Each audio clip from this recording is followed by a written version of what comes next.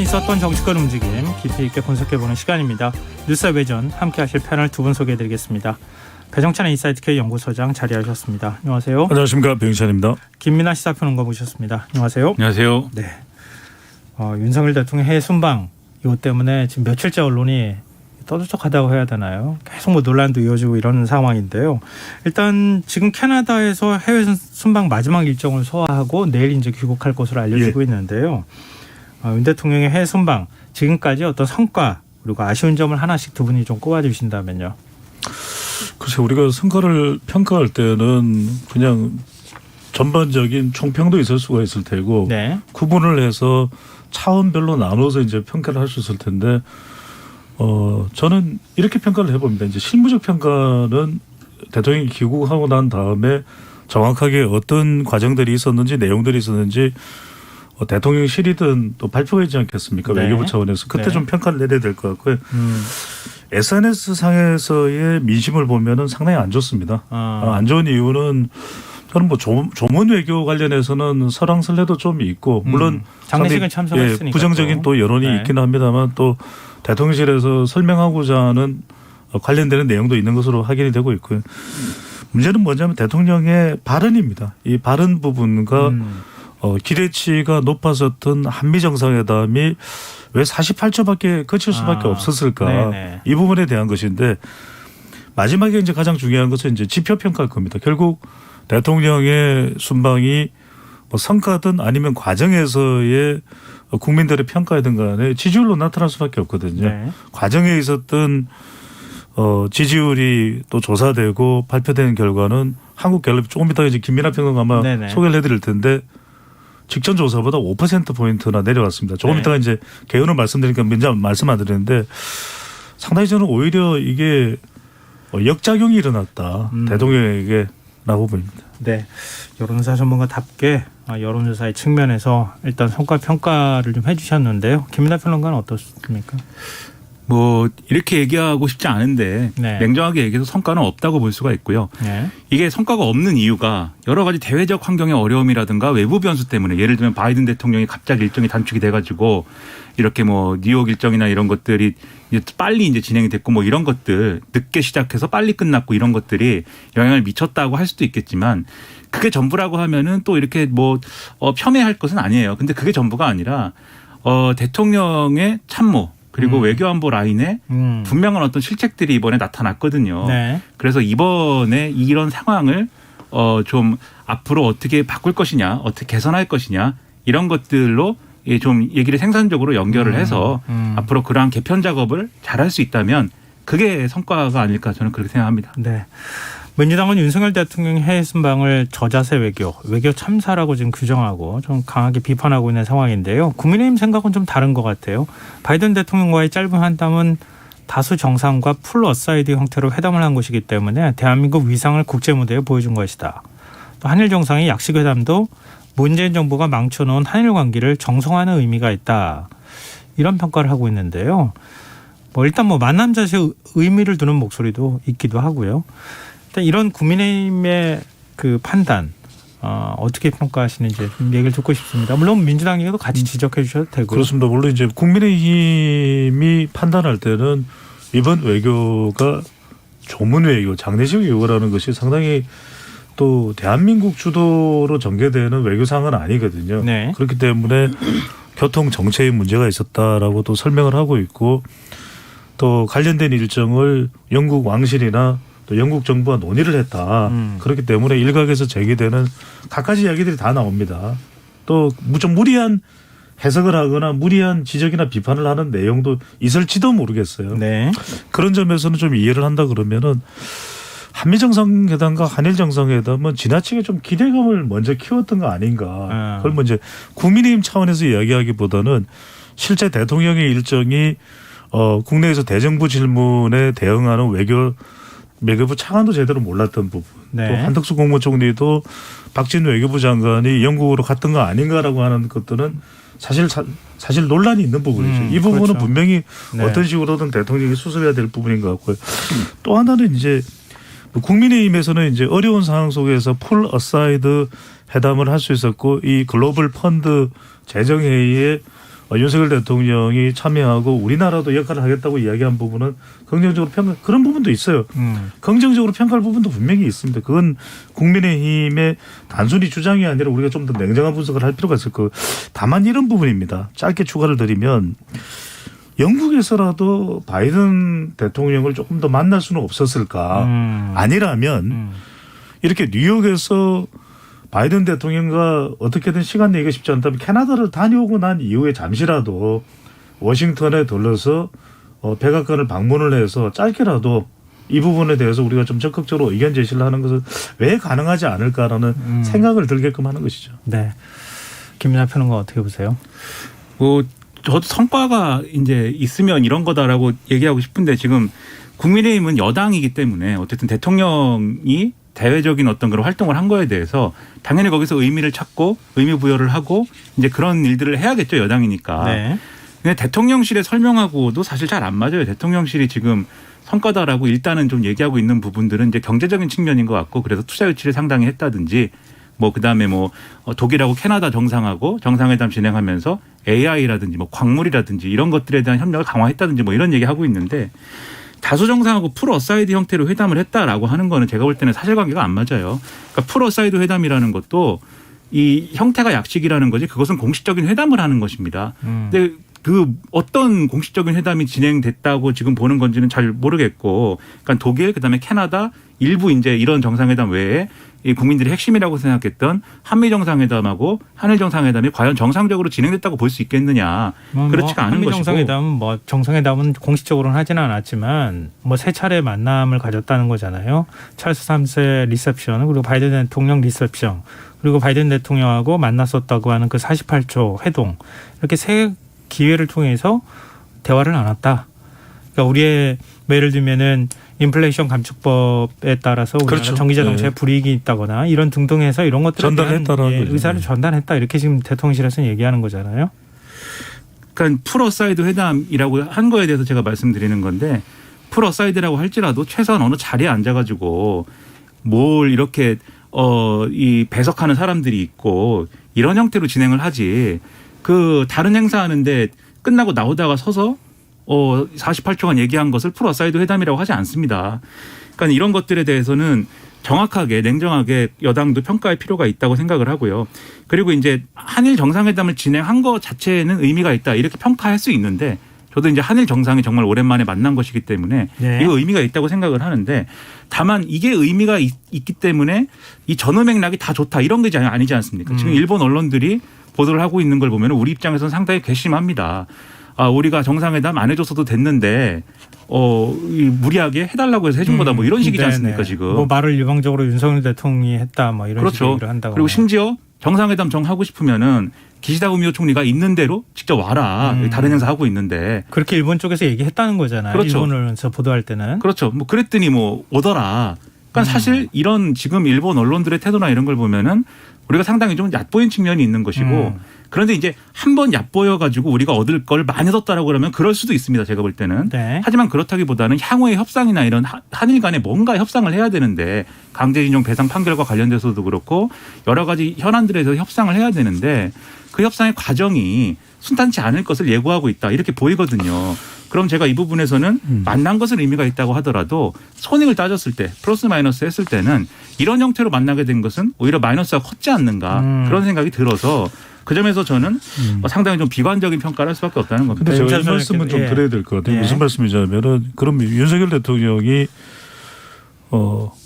제대로 된 만남을 하고 싶지 않았을까 또는 일본과의 만남도 좀 더 그럴싸하게 하고 싶었던 생각이 또 의도가 없었을까? 그건 아닐 거예요. 네. 윤석열 대통령도 낮은 지지율상에서 외교 순방의 이 효과를 다 내팽개칠 리는 없는 것이죠. 네. 아무리 우리가 대통령의 이 외교 순방에서의 행동을 관찰하더라도 저는 이게 너무 지나칠 정도로 안보실과 외교부에서 좀 확대해서 가고 기대치를 너무 키웠던 거 아닌가라는 생각이 들어요. 왜냐하면은 안보실 같은 경우에 김태호 1차장이 일본하고는 당연히 만나는 것처럼 그거는 다 협의가 끝난 것처럼 이미 발표를 했었거든요. 흔쾌히라고 하는 표현까지 사용했어요. 그러니까요. 그러다 보니까 정작 이게 정리되지 않은 상태에서 지금 대통령 순방 가는데 뭔가 성과가 없느냐라는 것이 계속해서 요청되고 요구되는 상황이었던 것이 지나치게 의식했지 않았나. 그리고 외교부에서도 조현동 차관인가요? 마치 한미 정상회담에 대해서는 어떤 성과를 가져올 듯한 그런 인터뷰 내용도 있었거든요. 그러니까 저는 이것 자체가 너무 좀 무리했던 거 아닌가. 실제로 정작 그 조문 외교나 이런 구체적인 일정들은 자대로 챙기지 못하거나 이런 변동 사항에 대한 부분은 또 의사소통이 국내로는 잘 안 되는 상황에서 저는 그런 부분들도 상당히 좀 정책적인 혼선을 많이 키운 거 아닌가라는 생각이 들어요. 지금 그전에도 자연스럽게 이걸 질문을 하려고 그랬어요. 그러지 않아도 지금 민주당에서는 박준 외교부 장관, 김성환 국가안보실장, 김태우 1차장 이렇게 3명에 대한 경질을 요구하고 있는 상황이거든요. 그러니까 뭐 예를 들면 외교는 의전으로 시작해서 의전으로 끝난다 이렇게 얘기를 하고 있잖아요. 외교 그렇죠. 의전이라고 하는 게 그 국가의 자존심을 드러내주는 것이기 때문에 이제 의전을 굉장히 중시하는 이런 일이 있을 수밖에 없는데 과연 그거에 걸맞은 의전이 있었는가 이 부분에 관한 게 하나가 있을 것 같고요. 또 하나는 외교 현장에서는 굉장히 변수가 많잖아요. 그렇죠. 그 다양한 변수들을 전혀 고려하지 않은 듯한 허겁지겁 거기에 대응해가지고 다른 것들 별로 외교 기본조차 지키지 못하면서 결국 성과를 내면 모르겠는데 성과가 안 나오는 이런 결과로 이어지고 나니까 오히려 더 비판이 더 커진 거 아닌가. 결국 거기에 대한 책임을 좀 물어야 할 필요가 있다. 이렇게 민주당에서 얘기를 하고 있는 것 같아요. 김민하 평론가 얘기하시려고 하는 거하고 연결이 돼 있는 얘기일 것 같은데요. 그러니까 제가 이제 말씀드린 것도 바로 그 부분인데요. 그러니까 전 최소한 대통령 참모들은 교체가 불가피하다 그런 생각입니다. 그러니까 김성환 실장하고 김태우 1차장의 경우에는 이것의 실무적인 어떤 역할들을 쭉 다 해온 거지 않습니까? 그리고 문제가 된 발표들 일본하고 흔쾌히 이제 일정에 합의했다라든지 그렇게 먼저 이렇게 설익은 어떤 내용들을 발표해 버려서 오히려 더 독이 된 상황들 그런 상황들을 이 참모들이 만들었기 때문에 장관은 그렇다 치더라도 어찌 외교부라는 조직의 어떤 부처가 있는 거니까 장관은 그렇다 치더라도 전 장관도 교체하면 좋은데 그런 것들이 어렵다고 한다면 적어도 대통령 참모들은 교체하는 게 맞다라고 저는 생각을 하고요.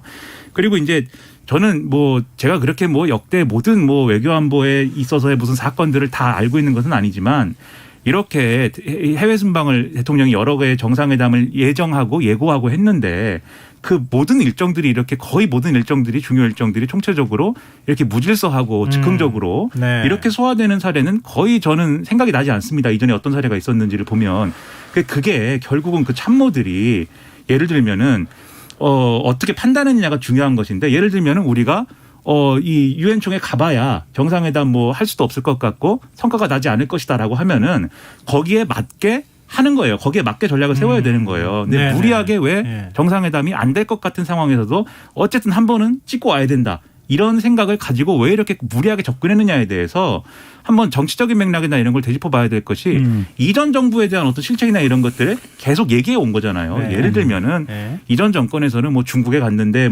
혼밥을 했다랄지 자리를 어디에 앉았다라든지 그다음에 일본하고 관계가 파탄이 나서 한일 간의 정상이 굉장히 오랫동안 못 만났다든지 그런데 그런 게 당연히 이제 이전 정부의 실책일 수 있고 정책적인 실패일 수 있지만 그 상황들도 그러고 싶어서 그런 건 아니지 않습니까? 그럴 만한 맥락이 있어서 그렇게 된 거거든요. 마찬가지예요. 지금 상황이 윤석열 대통령이 정상회담을 이제 결국 못하고 그냥 돌아왔으면 국내 여론이 막 좋지 않았겠죠. 하지만 그것은 또 그럴 만해서 그렇다라고 이해할 수 있으면 되는 거거든요. 그 맥락에 설명이 되면 되는 거거든요. 그러니까 제가 볼 때는 오히려 이렇게 무리한 배경에는 전 정권의 그러한 실패라고 우리가 평가한 것을 답습하면 안 된다. 그런 생각이 강했기 때문이 아니냐라는 의심이 굉장히 강하게 드는 거거든요. 그런 생각은 버리는 게 좋다. 저는 그렇게 생각합니다. 네. 예를 들면은 런던행 비행기 안에서 전용기 안에서 기자들한테 조문 일정 소화하기가 좀 쉽지는 않을 것 같다. 윤 대통령이 직접 얘기했다고 하는 얘기가 전해지고 있잖아요.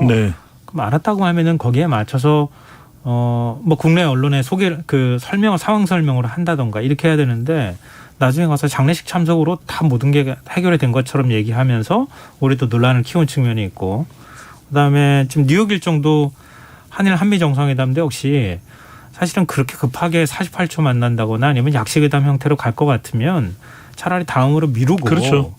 그리고 난 다음에 그 사정 설명을 해서 다시 약속을 잡기로 했다라거나 이렇게 대처를 하는 게 맞았던 거 아니냐 이런 지적도 있거든요. 맞습니다. 상식적으로 납득이 되지 않은 장면들이 곳곳에서 연출이 됐어요. 그런 것들을 대통령이 뭐 처음부터 가능성이 없는 내용들을 기대감을 확대하는 식으로 전개하지는 않았을 것 같고 저는 이번에 외교부와 안보실 자체가 상당히 엇박자가 나는 좀 상황 자체가 연출되지 않았나. 이 부분은 적어도 대통령이 정책 총괄 책임은 또 대통령에게 있는 것이기 때문에 네. 짚고 넘어가야 되겠죠. 그러니까 바이든 대통령이 그럼 미국 측에서 우리와 예정되었을 법한 회담을 갑자기 취소했다. 뉴욕 현장에서 그럴 리는 없거든요. 그거는 엄청난 외교적 결례죠. 그렇다면 뭐 대통령이 아니더라도 또 누군가 한덕수 총리가 뭐 보름 안에 또는 한 달 뒤에 방문을 해서 미국 또 부통령이나 또 해리스를 만나기로 또 예정돼 있거든요. 일본에서요. 네. 그런 걸 통해서 얼마든지 우리 또 반도체나 인플레이션 리덕션 액트와 관련된 인플레이션 감축법과 관련된 내용들을 주장할 수가 있는 것이고 요청할 수 있는 것이고 저는 그렇게 외교를 하면 되는데 너무 무리수를 뒀던 것 같아요. 네, 알겠습니다. 좀 여러 가지 면에서 좀 아쉬운 점이 있는 그런 해외 순방이 아니었느냐 이런 평가가 좀 주류를 이루고 있는 것 같습니다. 자, 윤석열 대통령의 비속어 논란이 해외 순방의 모든 이슈를 좀 빨아들이고 있는 상황인데요. 지금 김은혜 공보수석이 어젯밤 뭐 지금 발언이 나온 지 16시간 만에 그 발언이 사실과 다르다 이렇게 지금 해명하는 그런 이제 브리핑을 열었는데 짜깁기 왜곡 보도로 대한민국은 70년 가까이 함께한 동맹 국가를 조롱하는 나라로 전락했다. 이러면서 윤 대통령의 발언은 지금 언론에 알려진 것하고 좀 다르다 이렇게 설명을 했어요. 근데 지금 뭐 영상을 그 윤 대통령 발언을 100번을 돌려봤다더라 뭐 어쨌다더라 이런 얘기가 나오고 있는데요. 0.5배속으로 영상을 봤다더라 이런 말까지 나오는데 제가 발언한 사람의 얘기를 좀 김은혜 수석이 전했을 거 아닙니까? 그러니까 발언의 진실성에 관한 문제는 일단 두고 해명을 하는 태도, 그러니까 해명을 하는 태도에 관한 문제, 또 이게 또 다른 논란을 낳고 있는 문제, 이런 대처에 관한 문제가 이게 과연 적절한가? 여기에 조금 집중해서 얘기를 했으면 좋겠고요. 왜 이런 해명이 나올 수밖에 없었는가? 이런 대처에 이런 대처가 나오는 근본적인 원인이 뭔가? 이 부분에 대해서 좀 집중해서 얘기를 했으면 좋겠어요. 기본을 도외시한 거죠. 가장 큰 이유는 지금 윤석열 대통령의 그 발언 파장을 뭐 막말이라고 표현하는 사람도 있고 어떤 사람들은 뭐 뉴욕에서 뉴욕이다 이렇게 또 비판을 하는 사람도 있고 하지만 저는 처음에 그 이야기를 듣고 깜짝 놀랐습니다. 이게 무슨 말이지? 왜냐하면 잘 이해가 안 됐던 것이 미국은 우리가 보통 의회라 그러지 국회라 그러지 않거든요. 네네. 그리고 바이든이 쪽팔려서 어떡하나 무슨 의미지 무슨 내용인지 맥락이 도저히 잡히지가 않더라고요. 그런데 이제 그 이후에 나오는 후속 보도는 그 국회는 한국의 국회가 아니라 미국의 국회고 그 내용을 그대로 들은 그다음에 비속어가 나왔고 그래서 법안이 통과되지 않는다면은 바이든 대통령은 중간 선거를 앞두고 상당히 난감할 수밖에 없는 상황이다. 그것을 이제 윤석열 대통령이 좀 긴장이 좀 완화된 좀 긴장이 느슨해진 그런 상황에서 행사 끝나고 이제 지나가는 말로 해서 근데 저는 이 상황에서 만약에 그것이 정확한 내용의 전달이 아니었던 왜 신속하게 대응하지 못했을까? 치알디니의 설득의 심리학을 보면은 사과나 해명을 할 때는 신속해야 되거든요. 왜냐하면 머뭇거릴 이유가 없습니다. 정확하게 그렇죠. 네, 사실과 달랐다고 하면 곧바로 해명을 했었어야죠. 그걸 몰랐을 리는 없거든요. 국내에서 그렇게 순식간에 일파만파 파장이 되는 그러면 정확하게 대통령에게 확인을 해서라도 이게 정확히 어떤 뜻이다라고 이야기를 하면 되는데 그 이전에 어떤 이야기가 있었다는 걸 저도 전해 듣고 확인했냐면 보도를 좀 안 했으면 좋겠다라고 하는 협조 메시지가 나왔다는 거예요. 네. 근데 이거는 어떤 내용인지에 대해서 구체적인 설명도 없이 보도하지 마라 국익이 우선이다라고 이야기하는 것 자체가 저는 상당히 이게 ABC 순서가 맞지 않고 두 번째는 설명이 군더더기가 없어야 되는데 대체로 내용들은 뭐냐면은 지금 이게 여차저차해서 그 내용이 국회가 미국 의회가 아니라 한국 국회고 그럼 야당이고 더불어민주당이고 바이든이 아니라 날리면이라는 것이거든요. 네. 근데 이 부분도 실제로 공감대를 얻으려면 정확하게 확인이 가능해야 되는데 음소거를 하고 들어보면은 그게 아니에요. 그 말씀은 뭐냐면 저는 이 내용이 전혀 설득력이 없는 가운데 전달되다 보니까 실제 대통령의 발언 파장보다도 이 파장이 더 커졌어요. 근데 뭐 앞서 말씀드렸던 것처럼 왜 이렇게 해명을 하고 있는가? 좀 대다수가 납득하기 좀 어려운 해명을 지금 하고 있는 거잖아요. 왜 그렇다고 보세요, 김민하 평론가는? 그러니까 대통령실이 이렇게 하는 바람에 이 발언의 진짜 의미를 찾기 위해서 마치 가족 오락관과 같은 상황이 이어지고 있습니다. 가족 오락관의 옛날에 보면은 네. 귀가 안 들리는데 이제 뭐 입모양만으로 이제 내용을 전달하는 그런 게임이 있었어요. 언론에서 다 이거를 무슨 뭐 노이즈를 제거했습니다. 뭐 편집본입니다. 원본입니다. 비교해서 들어보시고 국민 여러분이 한번 판단해 보시고 다 이렇게 하고 있는데 이런 대응으로 뭐가 해결이 됐는지 상당히 의문이에요. 그러니까 미국의 하원 의원들이 뭐 트위터나 이런 데다가 뭐 일부 반발했다고도 하고 그리고 외신에 막 보도가 됐다고도 하는데 이 내용이 대통령실의 해명이 뭐 보도가 됐습니까? 아니면 뭐 이 미국 사람들의 반발이 뭐 줄었습니까? 근데 거기에 더해갖고 혹을 하나 더 붙인 거잖아요. 우리가 대통령이 미국을 모욕한 게 아니고 우리나라 국회와 야당을 모욕한 것이다. 그러니까 오해하지 마라. 이거잖아요. 해명이 결국은. 네네. 그러면 야당이 그전까지는 이제 어떤 외교 참사나 이런 것들을 얘기하고 있었는데 갑자기 이제 모욕을 당한 당사자가 되는 거지 않습니까? 네네. 그러면 거기에 대해서 또 무슨 대응을 해야 될 거잖아요. 아니, 그러니까 뭐 지금 굳이 그걸 얘기하자면 미국 의회와 바이든 대통령을 에게 일종의 뭐 모욕적인 느낌으로 받아들여질 우려가 있으니 차라리 그렇게 미국 쪽을 우리가 그렇게 표현했다기보다는 우리 야당으로 얘기를 하는 게 정치적 부담감이 적지 않겠느냐 이런 판단을 하지 않고서는 이렇게 해명하기 어려운 거잖아요. 근데 제 얘기는 그 판단을 했을 것인데 저도 그렇게 생각하는데. 당연히 판단했겠죠. 그렇죠. 근데 그 효과가 그러면 미국의 반발이 없어지냐는 겁니다. 지금 이런 해명으로. 오히려 제가 볼 때는 이렇게 됐는데 그 돌발적인 상황이었고 카메라가 있는 줄 알았다면은 이렇게 얘기 안 했을 것인데 긴장이 풀려서 감상을 그냥 얘기하다 보니까 이렇게 됐다. 미안하다. 이 발언은 내가 걷어들이겠다. 이렇게 해야 미국 사람들도 미국의 그 의원이든 바이든 대통령이든 그런 일도 있을 수 있습니다라고 넘어갈 수 있는 것인데 지금 그런 게 아니잖아요. 납득을 할 수 없는 그런 해명들을 한 것이잖아요. 네. 계속 이 반발의 전선만 넓어지고 있는 것이지 않습니까? 그런 걸 보면은 이게 과연 적절한 해명이냐가 상당히 의문이고 그리고 상당한 시간이 걸린 거지 않습니까? 이 해명이 나오기까지를. 왜 시간이 이렇게 많이 걸렸을까? 얼마나 많이 사실 고민을 했겠는가라고 저는 생각이 돼요. 이게 대통령이 발언한 내용이 영상으로 남아있는 이상 이것을 뭐 사실관계를 바꿀 수는 없는 일인데 바꾸지 않으면 안 되는 것이 돼버린 거 아닙니까? 그런 여러 가지 정황을 볼 때 이 대응도 제가 볼 때는 정직하지 못한 대응이 아니냐라는 의심을 피할 수가 없다. 그 영상이 공개됐을 때 첫 대통령실의 해명은 사적 발언을 외교 성과랑 연결하는 것은 적절하지 않다. 사적인 발언이었다 이렇게 규정을 했어요.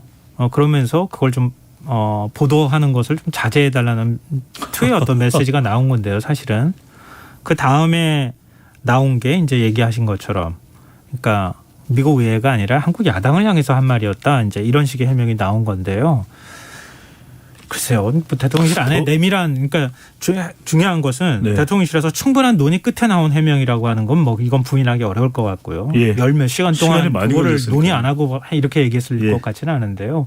치밀하게 논의해서 나온 해명이 왜 이렇게밖에 나올 수가 없었는가? 그 장고 이게 중요한 것 같아요. 끝에 악수가 된 거죠. 왜냐하면 이거를 그냥 있는 그대로 풀면은 해결이 될 부분인데 말씀하셨던 대로 국익과 이것이 우리 국민들에게 전달된 내용을 어떻게든 수습을 해보려고 무리수를 두다가 벌어진 일이죠. 그러니까 실제 미국에서도 정치권에서 말실수가 자주 일어납니다. 마이크를 켜놓지도 못하고 네. 어떤 사고가 생기면은 항상 우리가 이 수습의 단계가 있는 거죠. 사고가 생기면 사과를 하면 되고 그러면 이제 사태 수습이 되는 겁니다. 네. 미국 대통령들도 윤석열 대통령이 미국 대통령 역대 대통령들도 그렇고 지금 백악관에서 나온 반응도 뭐냐면은 우린 코멘트 안 하겠다. 왜냐하면 그냥 이건 말 그대로 긴장이 풀어진 가운데에서 윤석열 대통령이 참 쉽게 평소에 말투인지는 모르겠는데 그런 생각을 그냥 주저없이 내뱉은 거겠죠.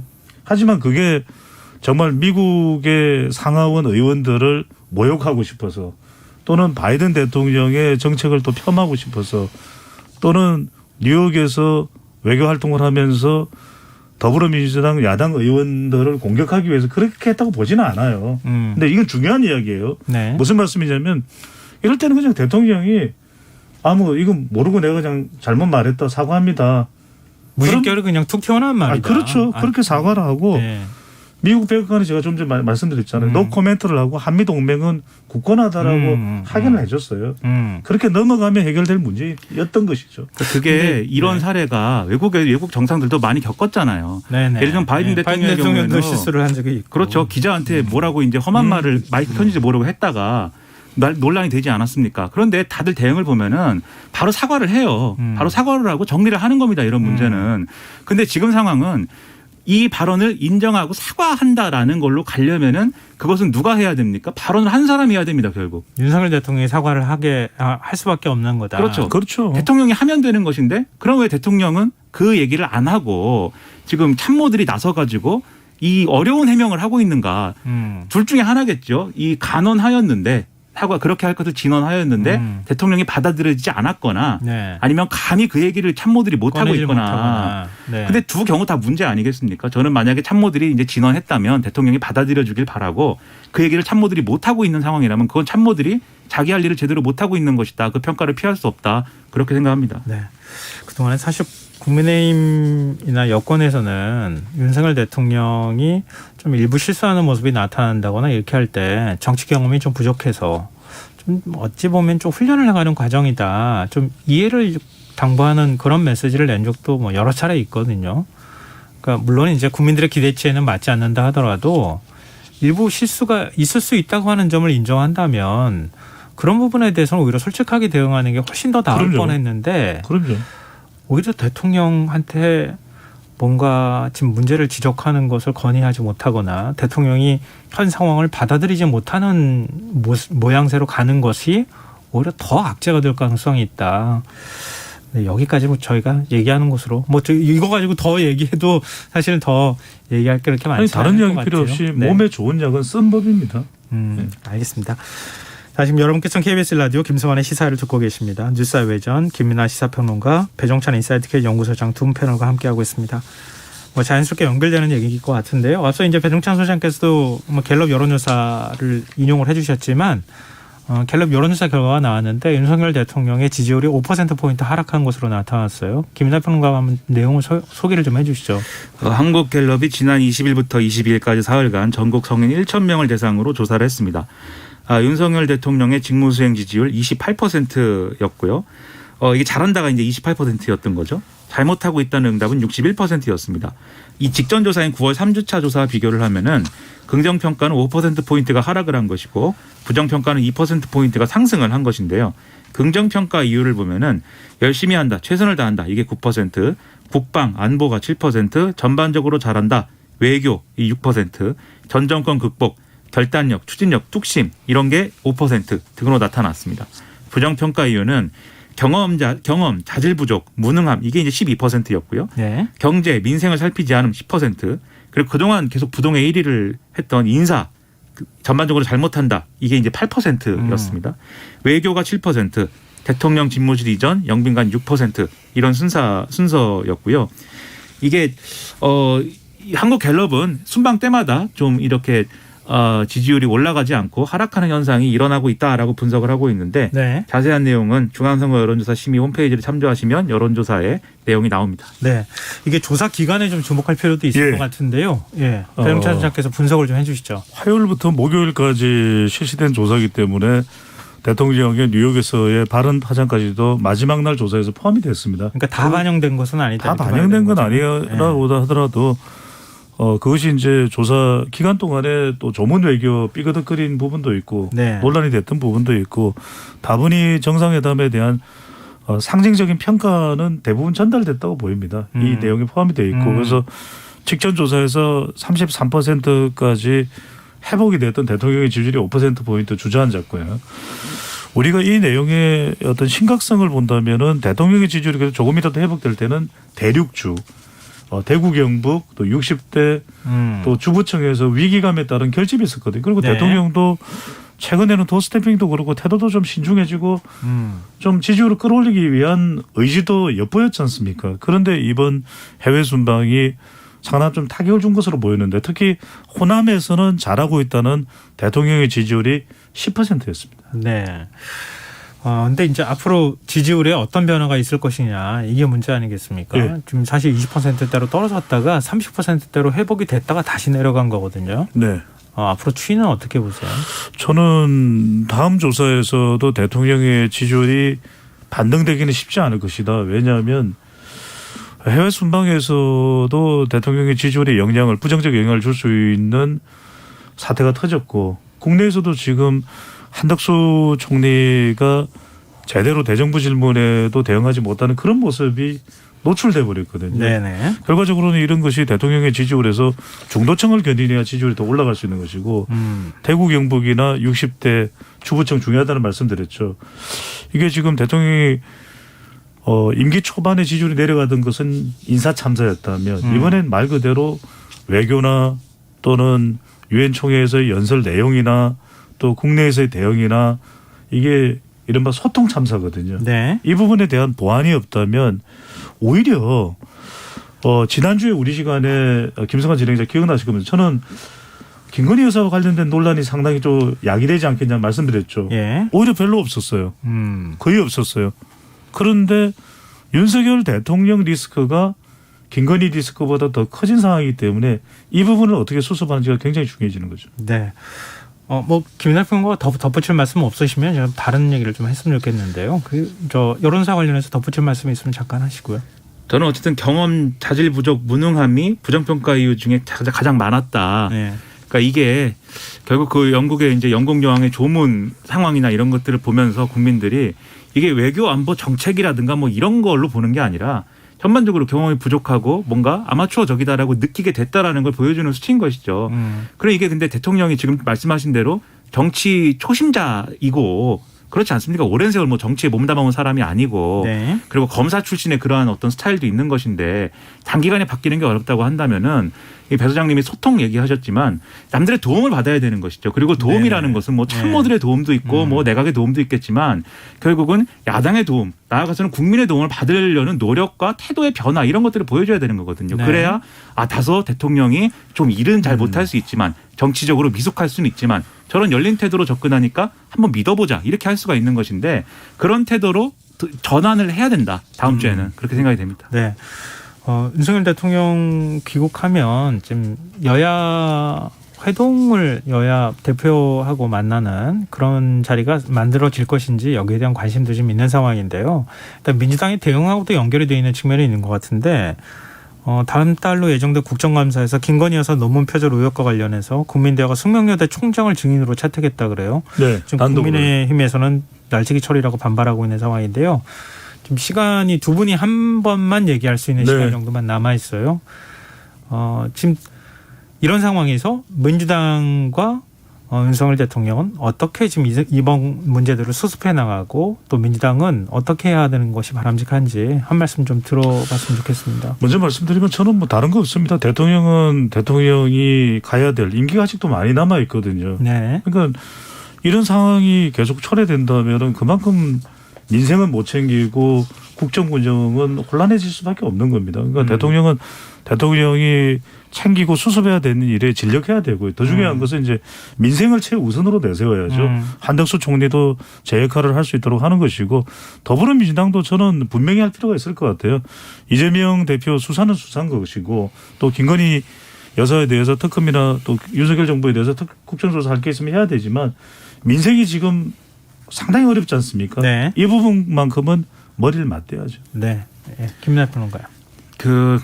만나야 되고요. 대통령하고 이재명 대표 포함해가지고 대통령과 여야 대표들이 만나는 자리를 꼭 마련했으면 좋겠고요. 그리고 이 과정에 지금 국회도 그렇고 지금 말씀하신 수사도 그렇고 싸울 일이 잔뜩 있는데 맞습니다. 그걸 다 고려해가지고 만나는 거에 신경 쓰고 거기에 반영하면 못 만나는 거지 않습니까? 그런 건 별도로 두고 만나서 이 자리에서 윤석열 대통령이 허심탄회하게 지금 쭉 우리가 말씀드린 내용들에 대해서 진솔하게 말씀하시고 그리고 이 이재명 대표 지금 야당도 아플 때 찌르면은 안 돼요. 아플 때는 찌르는 게 아니고 아플 때는 일단 회복될 때까지는 좀 지켜봐줘야 됩니다. 네네. 그런 태도로 이 회담에 임하면은 그래도 국민들이 볼 때는 좀 만족스러운 일도 있지 않을까 생각을 합니다. 이 과거 삼김 시대가 또 생각나기도 해요. 그렇게 죽을 듯이 싸우다가도 또 만나가지고 금방 또 회하는 듯한 모습 취하고 그랬었잖아요. 제가 오늘 이런 말을 쓰면 안 되려고 그러는데 네. 제발 정치권 윤석열 대통령도 이재명 대표도 우리 시사에 좀 들었으면 좋겠어요. 왜 또 갑자기 마지막.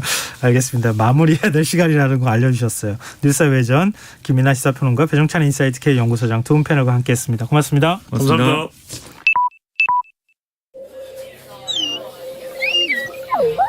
방전된 것 같은 하루의